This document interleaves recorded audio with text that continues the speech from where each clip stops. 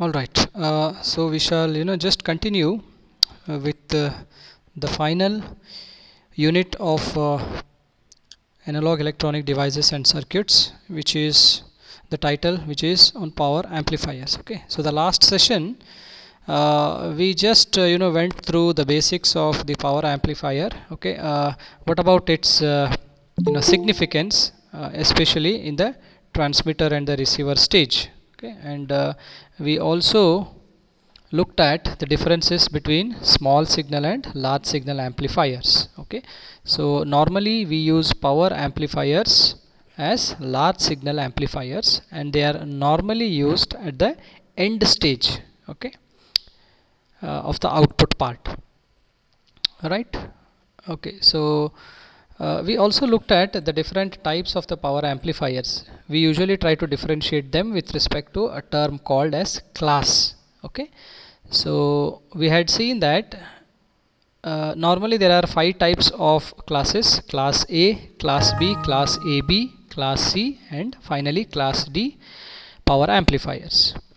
Okay, so we try to differentiate the power amplifiers based on the classes, and class, the main the terminologies which we try to associate with respect to the classes are that where is the Q point located, and what about the output swing. Okay, so depending upon the degree of the output swing and the location of the Q point, is it really in the active region, is it really in the cutoff region, or other place. Okay, so we try to differentiate with respect to these two terms,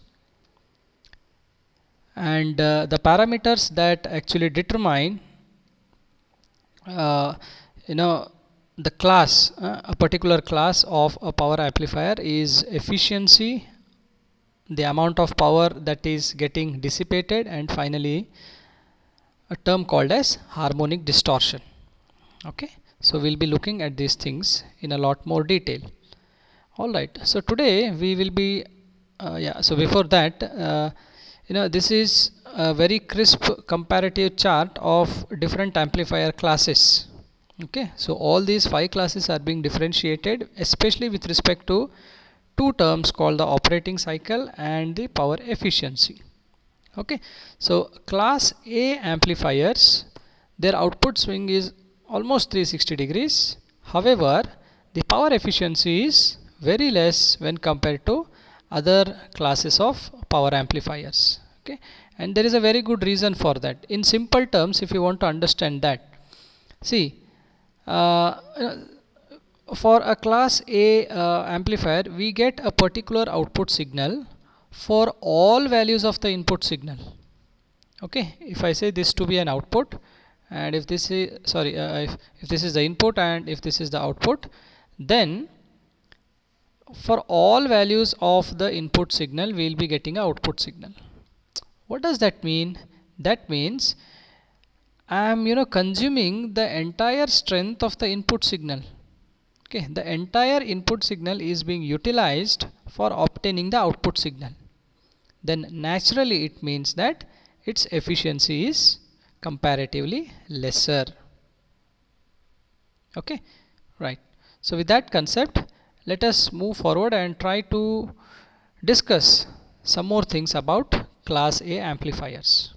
Okay, so basically there are 2 types of class A amplifiers, wherein the first one is called series fed class A amplifier. Okay, wherein we are trying to apply a DC biasing in series with respect to the power amplifier. Okay, so basically we are very comfortable with this particular biasing arrangement, right? If you can just recall, it is nothing but a fixed bias configuration. Okay, so the only difference here is that instead of using a normal low power transistor, we are using a high power transistor. Okay, basically a power transistor. Fine. So what about the expressions? Okay, the input expression, which is IB, is given as VCC minus 0.7 upon RB, Similarly, the output current, which is IC, we know that it is beta multiplied by IB, and similarly the drop across the collector and the emitter terminals, which is VCE, is VCC minus ICRC. Okay, so we are comfortable with these expressions, right? We have already gone through these things in our previous chapters. But the point to be observed here is with respect to the transistor characteristics. Okay, I just pause for a second. I think there are some more students who are waiting to join.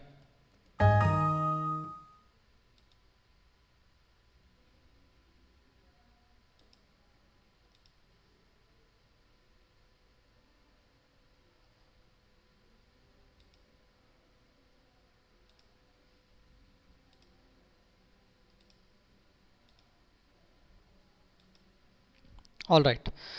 So that is the load line characteristics of the particular power transistor.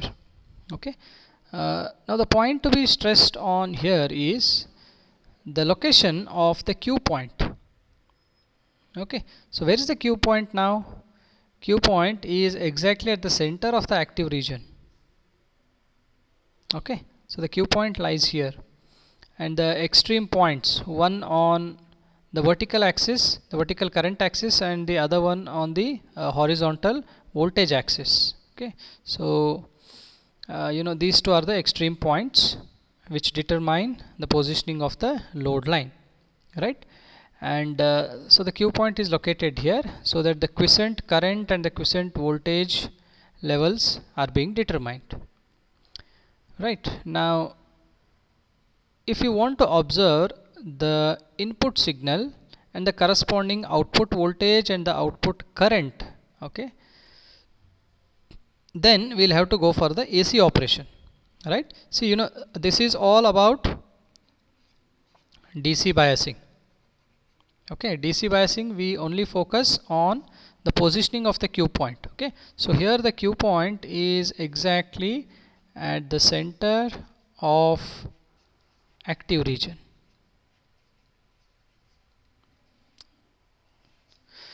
Right, so that is the point to be observed. Then whenever we perform AC operation in the sense we are applying the input signal, the small signal analysis is supposed to be done.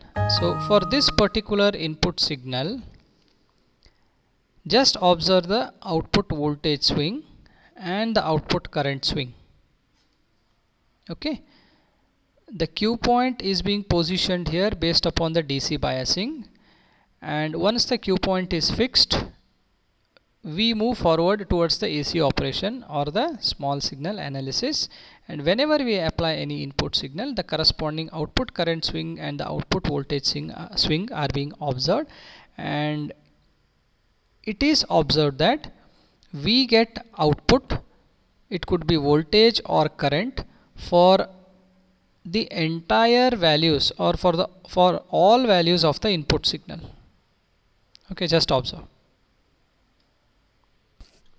Right, now the point is, what if I increase the amplitude of the input signal? If I increase the amplitude of the input signal, there is a corresponding increase at the same rate in the output current swing and the output voltage swing, which is being done in this case. Okay, so just observe the input signal's magnitude. It has been increased, and correspondingly the output current swing and also the output voltage swing are being observed here. Okay, so altogether, to put it in a single statement, it can be told that output is obtained for all values of the input signal in the case of a class A power amplifier. Okay, so that means we are using the entire input signal, so obviously the efficiency must be less. So let us just go through the power aspects. Okay, So the power into an amplifier is provided by the supply voltage VCC, right, especially for the DC biasing, right. So with no input, whenever we go for DC biasing, we ignore the input values. Hope students remember it, right.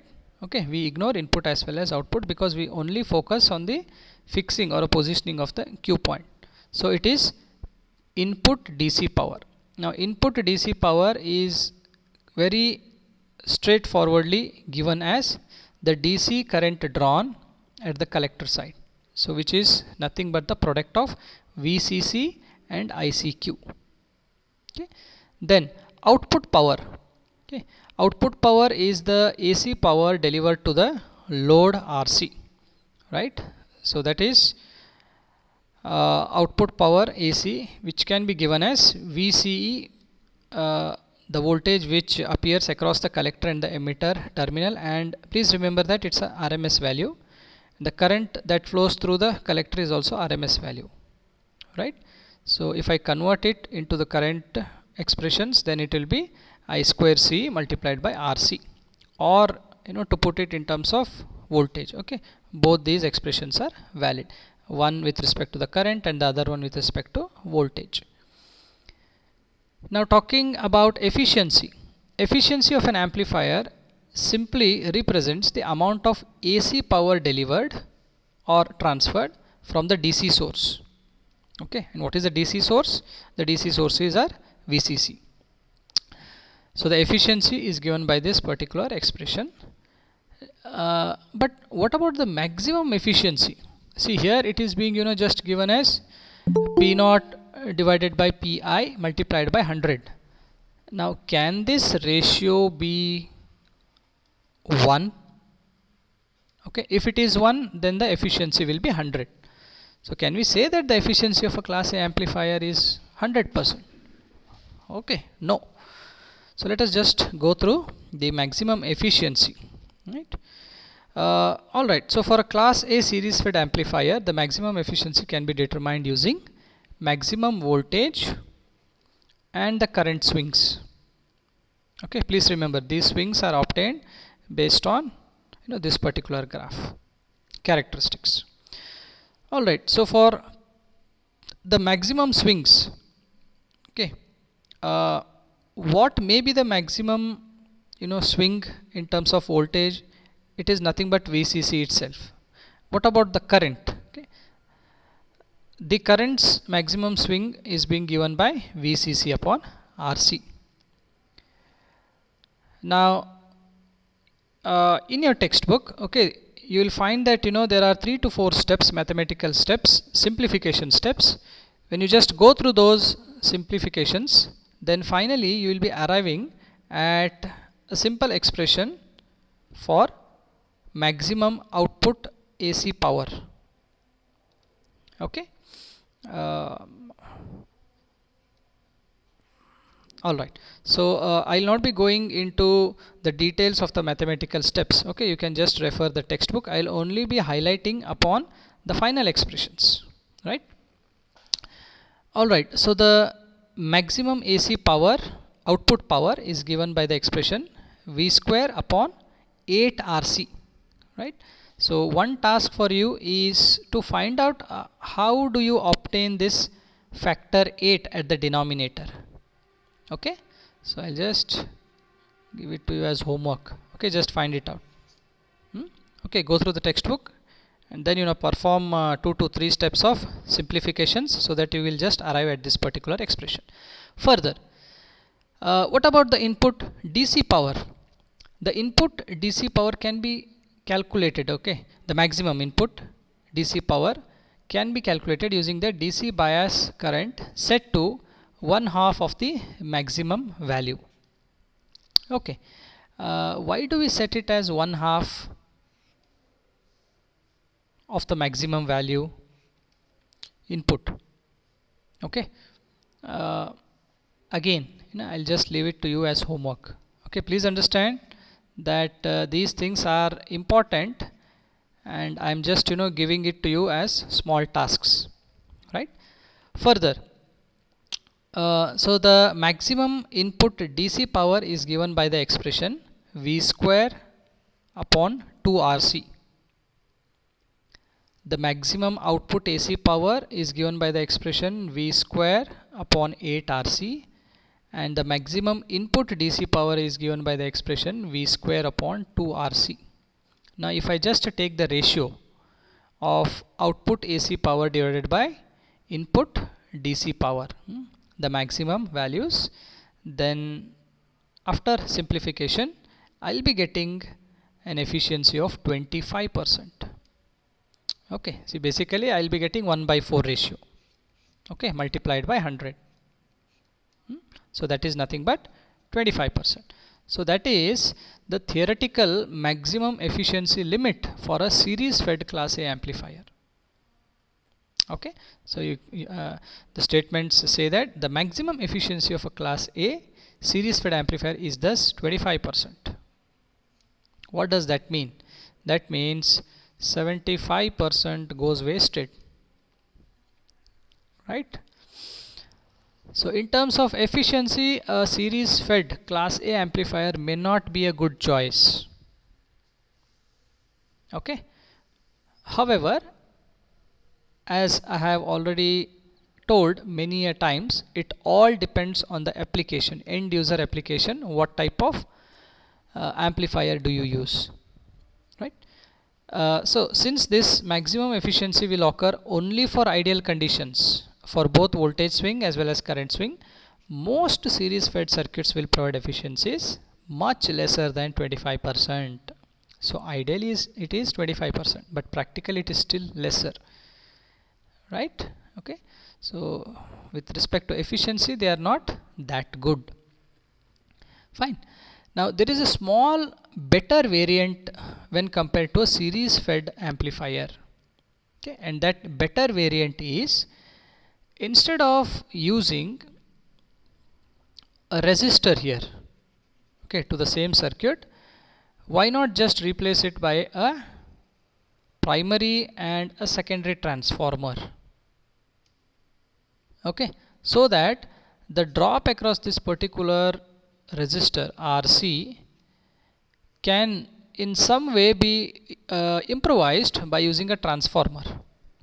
Okay, so that is the main intention of using a transformer coupled class A amplifier, so that its efficiency can be slightly improvised. Okay, so let us just go through this particular circuit. It's the same fixed bias configuration. The only difference here is that we have removed the collector resistor, and in place of it we have just placed a combination of primary and secondary transformers. Okay. The other application of replacing a resistor by a transformer is in tuning circuits. Okay, since we are using inductors here, if there are some tuning applications, then a resistor can be replaced by a transformer. Okay, fine. Now again, going to the basics of the relation between voltage and number of turns of a particular transformer, or the relation between the current and the number of turns. Okay, maybe in your basic electrical you may have studied it, but let us just go through these things again, right? Now the primary winding, we are applying a voltage V1, and magnetic flux gets linked, so that there will be a mutual inductance. Flux gets linked, and thereby due to the linkage of the flux, the current I2 flows through the secondary, right? So this is all your electromagnetic theory. Okay, hope you are studying in your field theory subject, electromagnetic theory. There is something called as Lenz's law. Hope you can recall Lenz's law, and then you will be using your combination of Lenz's law and the Faraday's induction law. Faraday's law. Okay, so that the flux gets linked and then the current I2 flows through the other part of the circuit. Alright, so what about the voltage transformation? It's given by a very simple expression, V2 upon V1. V2 is the voltage appearing at the secondary, V1 is the voltage applied at the primary. So ratio of V2 upon V1 is given as the ratio of number of turns at the secondary divided by the number of turns at the primary, right? So I'll just write, this is our primary and this is secondary. Okay, fine. Now similarly, what about the current transformation? So I2 upon I1 is given as N1 upon N2. So please note, the current and the number of turns are inversely proportional or inversely related to each other. Then finally, what about the impedance transformation? Okay, so it's RL upon RL dash or R dash L. So what is R dash L? Let us just look at and try to correlate. Yes, R dash L is the associated resistance appearing at the primary side, right? Okay, so this is being correlated as R2 and R dash L is being correlated as R1. So again, R2 upon R1 is given as the ratio of voltage by currents. If you just simplify them, then finally you will obtain it in terms of number of turns across the secondary and the primary as follows. Okay, so what are we trying to do? We are just trying to correlate the ratio of the resistances to that of number of turns, right? So V2 by V1 is given as N2 by N1 and I1 by I2 is given as N1 by N2. Sorry, I1 by I2 is given as N2 by N1. So finally you will arrive at this expression, which is nothing but N2 upon N1 the whole square. Okay, so considering N1 by N2 the whole square as A square, you can relate the impedances as R1 equal to A square R2 or R dash L equal to A square upon RL. Okay, so this is just to find out the resistance, the current and the voltage that gets transformed across the secondary if the values are being given at the primary side of the winding. Okay, fine. So just observe these things. Okay, so that's the voltage transformation. Okay, so the first one is voltage transformation, the second one is current transformation, and the third one is impedance transformation. Okay, fine. So that was all about class A amplifiers. Okay, again just to summarize, the operating cycle of class A amplifier is 360 degrees. That means in terms of power efficiency it is very less. Okay, so here something a value of 50% is given, right? So this 50% applies for transformer coupled. Okay, so I just mentioned that if I plainly use a series fed class A amplifier, then the maximum theoretical efficiency is 25%. Well, this can be in some way increased by replacing the collector resistor by a transformer.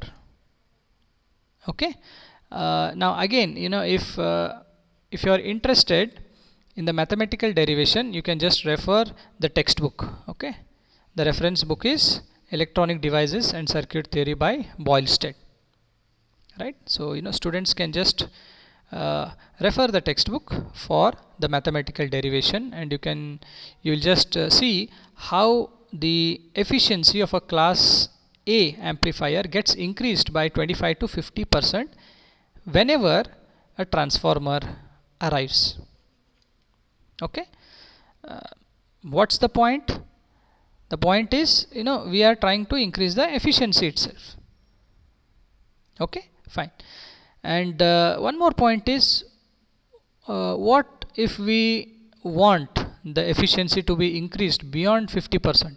Is it still possible using a class A amplifier? No, it's not possible. Okay, because the theoretical limit is itself 50%. Right? So then you will have to go for class B amplifiers, wherein you will be using the principle of push-pull power amplifier. Okay, the push-pull concept. We usually call it as complementary push-pull action.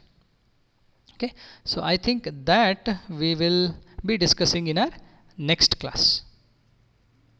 Okay, so today's session was relatively a short session. Next class we will be discussing about class B amplifiers, wherein we will be focusing on the push-pull amplifier, which is again a very important concept, and we will be focusing on a very important distortion that occurs in the case of class B amplifiers. It is called as crossover distortion.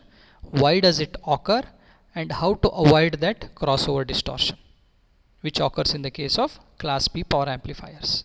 Okay, further we will also be focusing on a concept called as amplifier distortion, wherein we will again be discussing on harmonics. Okay, and then finally very quickly we will be discussing on class C and class D amplifiers. Okay, class AB, class C, as well as class D amplifiers. Okay, all right. So I think we'll stop here. If there are any doubts, then you can ask, students.